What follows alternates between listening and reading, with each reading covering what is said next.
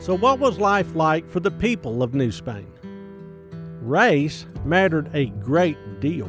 The nearer a person lived to Mexico City, so did a person's place of birth. Political and economic power depended on both.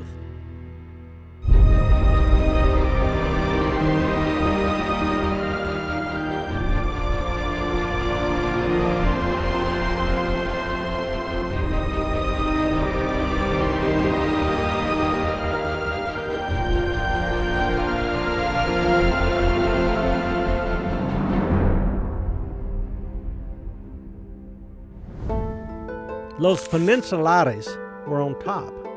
They were born in Europe.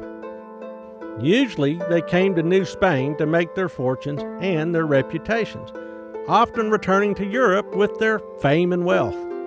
These people constituted the ruling class and enjoyed the trust and confidence of the king. Next in importance were criollos, or Creoles. These are people of European heritage born in New Spain. Often, they were referred to as Americans, but not really in a kind way. They were not entirely European, and Peninsulares viewed them as rustics, bumpkins, or rubes. Even so, the Spanish considered them better than the people indigenous to the New World, or the mixed-race people resulting from unions between people of European heritage and those of native, African, or Asian ancestry. The native peoples of New Spain, the Indians, were considered the least of them all. This Spanish caste system could be severe. The concept of limpieza de sangre, purity of blood, determined winners and losers in that society. If a Spaniard or a Criollo married an Indian, their offspring were called mestizos. From there, the combinations were nearly endless. What if an Indian marries a mestizo? What if there is an African, either enslaved or free, that marries into the family? What about someone from China or the Philippines adding to the mix? It got to be bewildering to most observers. It mattered in Spanish society, though. Privilege followed parentage. There were 1 million different shades of skin tone, each with its own assigned name. Besides mestizos, there were españoles, mulatos, zambos, castizos, moriscos, tresalvos, lobos, chinos, zambaigos, and dozens of other names, each denoting some sort of racial mix.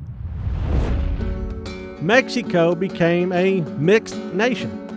The bulk of the population in New Spain was mixed race. Some modern Mexicans called this mixing of peoples the creation of La Raza Cósmica, the cosmic race, a powerful combination of all the old races on the planet to create something entirely new. In places like Mexico City, a person's caste was incredibly important. It mattered less and less the farther you got away from the capital. So what about Spanish Tejas? Indians played a huge role in the development of the region. They created conditions that started and sustained Spanish settlement. Natives who could settle around missions and become gente de razón drove the entire history of this period. They adopted Spanish culture and intermarried with the newcomers to form various castes. They and their descendants became the original Tejanos. They lived in a remote part of this vast Spanish empire. What mattered most on this frontera was not race as much as it was a person's character.